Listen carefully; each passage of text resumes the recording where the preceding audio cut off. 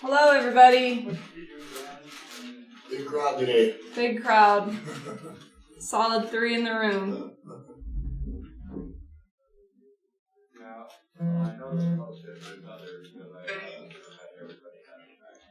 All right. 4. What? We gotta get everybody in here. Give everyone a minute to get on and view. I can see it. Looks good. Yeah. What? Yeah, I know. We have Ryan Holmes online. There we go. Alright. So, it's 5:01. We'll start. Can anybody tell me what the largest organ of the human body is? Your skin. Skin, yeah. Wow. Impressive. Okay, yes. Your skin. So, we're going to talk about, I always forget to click the slide, UV safety today. Okay. So, yes, your skin is the largest organ of your body. Protects you from heat, sunlight, injury, and infection. But it can also be damaged by UV radiation or ultraviolet radiation. So, overexposure comes in many different forms. Around 1,000 workers a year report overexposure to UV radiation. It can look like the sunburns, like the top left picture there. Sun poisoning, which is the bottom left. Skin cancer, there's all those different types up there in the top right. And different types of eye injuries, like burning your eyes, things like that. So, it's important to protect yourself. Wear protective clothing like your long sleeves and your FR jeans. Reminder that those do still need to be FRs and they need to be your outermost layer. Also, be sure to take extra caution during peak hours. That's 11 a.m. to 4 p.m. So stay in shaded areas, whether that be, your truck while you're loading, using hats, sunscreen, all that good stuff. Be extra cautious as well around reflective surfaces like water, snow, and sand. It can reflect the rays onto you and increase your injuries even if you are in the shade, so be wary of that as well. Also, did you know that the higher the altitude, the more UV exposure you experience? Because UV radiation is absorbed by the atmosphere. Also closer to the sun. Mm-hmm. Okay, that's why it's absorbed. Yeah. Good enough. Alright, so That's why. sunscreen is obviously number one way of protecting you from UV rays. You want to make sure it's broad spectrum. This picture kind of shows you the difference between different types of sunscreen. So your normal skin, both UVB rays and UVA rays can penetrate that. So UVB, that's the ones that burn you. And the UVA, they go a little deeper. That's the kind of premature aging types of rays. The second one there, UVB protecting. Obviously, UVB repels those UVB rays.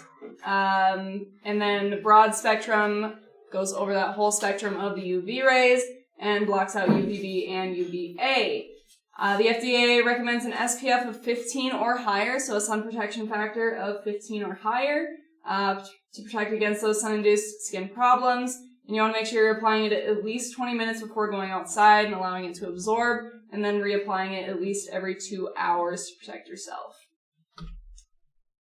Eye damage is also, like we mentioned, a very real problem with sun exposure. Bonus points if you can tell me who this picture is. Paris Hilton. Dang, Kyle! Dang! Keep your hands on the counter. Yes, so hats and sunglasses should protect from most angles, so if they're wide-brimmed and, wraparound is best. Obviously, these aren't like UV protecting sunglasses, it's just a picture. But CDC, according to the CDC, some of the more common sun-related problems include cataracts and other vision problems. So your sunglasses should also protect and block out 99 to 100% of UV radiation, and like I mentioned, be wraparound. So, EPA's UV index measures the daily intensity of UV rays. You can usually see that in the weather app right when you open it. It tells you what the UV index is for that day. So the higher the index number, the more protection you need. So the EPA gives these numbers, like for example, 0 to 2. Wearing a hat or sunglasses is sufficient protection against that. For 11 plus, all the way at the bottom, you want to take all precautions possible, advised to stay indoors. So here in Wyoming, most of the time we get, like in the summers, a 6 to 7, 8 to 10 type. So just make sure you're protecting yourself. David. Straight. Yep. You're up. That is it for UV protection. David has some information here. I'll let him start.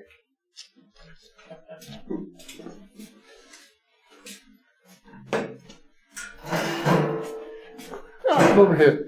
Hey, we're going to talk about some compliance checks. We've been working with the supervisors really hard, and they've been going through and checking just permit books of trucks. And it's surprising how much stuff is missing out of these permit books. And ultimately, it's the driver's responsibility to have these on there or in the books. You get pulled over, and you don't have the proper stuff, it falls on you. It doesn't fall on the shop, doesn't fall on safety, doesn't fall on training. You should have had the stuff before you drove out of the yard. So we're going to institute a little compliance check deal that I want you guys to fill out at least once a week. Unless you're bouncing tractors, then I need one from every day. That you're actually looking through your permit book. You're looking for your annual inspection, your registration, the insurance cards. If you're out of Cheyenne and Rollins, that you actually have the Colorado permits in there to get you where you need to be. There should also be the complete list of SDSs in there, the Wyoming Authority letter. You should have Green Book, the FMCSA regulations. You need the orange emergency response guide. Your permit book and the emergency response guide has to be within your reach while you're belted in the driver's seat. So they need to be in the driver's door. The placarded vehicles, your last load must have your last load ticket marked trace crude oil residue. And it has to be the first thing a trooper sees when he opens the door. It needs to be in that door pocket or on your visor. Those are huge hazmat violations to us, and we've had several of them. Don't stick it in the permit book where you got to dig for it, and please don't tell them it's on the computer. We're going to start with just the paper copies of this. I want you checking these. I want them turned in with your paperwork. We're going to keep track of which one's being done and which ones aren't. Eventually, I will put it in Samsara, just like the COVID thing, where you can just answer it in Samsara. Your trailer stuff. Make sure you're checking the fire extinguishers. Been doing level 1 inspections on trucks the last 2 days. And surprising, trucks that just pull in the yard, I go look at the fire extinguisher on the trailer. It's spent. It's empty. Now, the feds say you have to have the small fire extinguisher for the tractor. That's required. We purposely put bigger fire extinguishers on the trailer for your safety. They're in plain view, so you guarantee it they're going to inspect them and look at them. So those need to be charged. They need to have the tags punched monthly that they're checked. Every driver should look at that to make sure if you don't have a punch, use a Sharpie and at least initial it that it's been inspected that month. And then when it comes down to the annual, the shop usually takes care of the annuals. When we have the fire extinguisher place come out here, they do all the facility fire extinguishers, any of them they have in the shop, they get them all in one fell swoop. But as a driver, we need to make sure we inspect those. 3 trucks that I looked at, no first aid kits. That's a federal requirement to have a first aid kit in there, as is spare fuses and 3 warning triangles. I know right now the parts room doesn't have any triangles, but there are 2 of them upstairs I found. And I took 3 sets out of 3 boxes of 3 out of 1 tractor because it had 4 in there. So we can at least get some back in the parts room. If you're bouncing trucks and you're actually looking at this stuff and you find multiple things like that, like you only need 1, but there's 4, take them out and give them back to the shop so they can put them on the shelf so other trucks can get them. Some of the other stuff in there that, yes, it comes to teaching and education, but don't forget, when you got a CDL, there was a 120-point question on pre-trip inspection that you had to pass before you ever got into the truck to show them that you could drive it. Because if you didn't pass the pre-trip, you didn't get into the drive. Think back to those. Hone your skills. Every one of you guys know how to do it right. And you doing a good pre-trip or a post-trip inspection, this really helps us. We know things are right. When you left this yard, yes, things break. Understandable. Can we be 100% every time? No, but we can darn well try to be every time these trucks pull out of the yard. You know, there's too much finger pointing of this group didn't do that and this group didn't do that. It all falls down to communication. If you do a good pre-trip and you find things that are wrong, make sure you get them on the DVIR. If it's going to put you out of service, you need to come in and talk to intake or call them and let them know what you found. Hazmat certificates, make sure those are in there in the hazmat truck. If we're putting oil into a crude or into a water truck, you can't do that. You got to be placarded, even if it's a oil, water, sludge mix. What's the majority of your product? If it runs out, it's going to be a lot of oil. It's going to be dark. You better have placards on there. And in turn, the driver has to have a hazmat endorsement. For Darren and you guys down there in Cheyenne, make sure your trailers have that Method 27 testing stuff on there. We have one trailer in here right now that came from them, and it's got the current stickers on there. They put them on the side of the trailer right by the VK inspections and all that. That's a Colorado thing. You won't see that in Wyoming looking at that. They might look to see what the heck it is. But that's a Colorado thing. And that saves a lot of headache for the guys going into Colorado to have that on there if they get a roadside. They know it's been properly tested. The trailers, if there's that fire extinguisher, make sure you check it. Trailer registration and most current inspections should be in the tube on the trailer. You know, because if we drop trailers and move trailers around, if it's in the permit book, then there's nothing on this trailer. We've got to have a minimum of that annual inspection on the trailer. You don't necessarily have to have the registration as long as the plate's on there connected to the power unit. It's kind of like putting your boat behind your pickup. It falls on the powerhouse. There are some troopers that will want to actually see that registration, so it's not a bad idea to have it in there. Make sure those things are all up to date. Please fill these out and send them in with your paperwork, or weekly, excuse me. They will be on Samsara where you can do them electronically, so you don't have to have another piece of paper. But we need you to fill them out, and I will be tracking these, because what's going to happen is if you get a roadside and there's violations found, then we take the progressive discipline steps, because these are things that you should check. None of these items should ever be missed on a pre-trip. Doesn't matter who gets in your truck, they should be able to find a first aid kit. They should be able to find everything they need. And as it progresses, if we start seeing trends, that's when I have to get Kyle, Gilby, and Alan involved in disciplinary steps.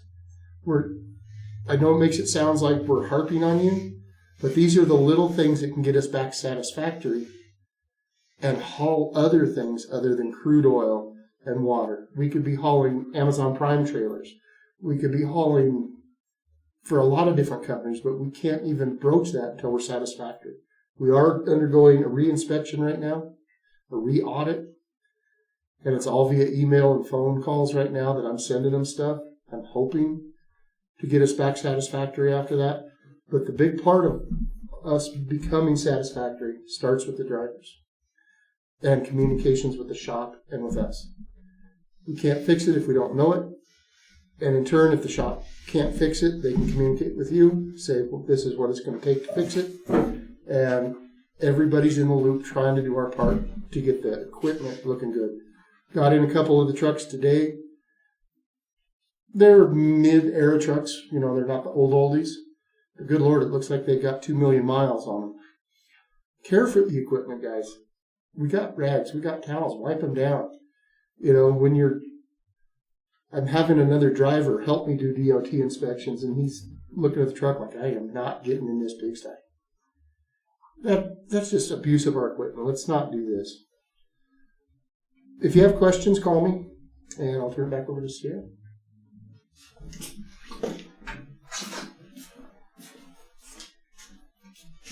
Okay. Again, our monthly safety topic is still care and resilience during COVID. Today, the supervisors were all equipped with some tools to talk to you guys, give you some ideas on how to keep some normalcy going on, just have a conversation about how you guys are doing and how you guys are taking it. Got some kudos today. First one is Justin Forney by Derek Huckins. Dear Justin, you went above and beyond in your duties by safely getting your truck back in a good position to get on the road in a safe and efficient manner. This was done on a blindside situation in extremely heavy fog on the top of a hill with 2 spotters. You were cool and calm while maintaining great poise in the handling of your truck and trailer combo. Thank you, Justin. You got 25 points. You can see LaDonna for those for for the store. We also have Jason Karsten by Derek Huckins as well. So, Jason, on the night of May 10th, 2020, you were asked to aid a coworker in the identification and hauling of the correct fluid in following with the policies of our company and the producer. You did so without complaint in a timely manner, aiding in the timely loading of Justin's load. Jason showed the company can keep up with demands as we act as a cohesive part of a larger team. Thank you. You also have 25 points waiting for you. We also have one more kudos on terms of our what David just touched on. We have a driver cleaning off his truck. Yes, this is what we want. This is something simple that you guys can do with your trucks. Gets you immediately out of the spotlight of troopers when you're passing them. So we appreciate this. Thank you. Oh, safety focus word. I forgot to mention that. Safety focus word, talking about David's little presentation he just did there, is I will fill these out. Those forms, you will fill those out. You are, right now, by putting that safety focus word in, acknowledging that you will do those as a part of your daily duties, or I guess it's weekly, but as a part of those duties. Some ops notes, like David also touched on, we need that proper paperwork in your guys' truck, first aid kits as well, your ERG books, all that needs to be there. Your paperwork all needs to be reachable while you are buckled in. You also need to double check all your connections before opening any valves. Everything needs to be hooked up, everything needs to be secure before you open any of those valves. Okay. So we gotta have the hose on? Yes, the hose should, be on, connected tight. Thanks. Another good idea is to make sure your PTO and your pump are working before you open the valve. Yes, PTO and pump working before you open your valves. Alright, as you can see, this is not the safety focus word. It is somewhere in this video, which I meant to do it a lot earlier than I did, but that is not it. You guys should listen to the safety meetings. Thank you. Anybody else have anything else? Alright, stay safe. We'll see you next week.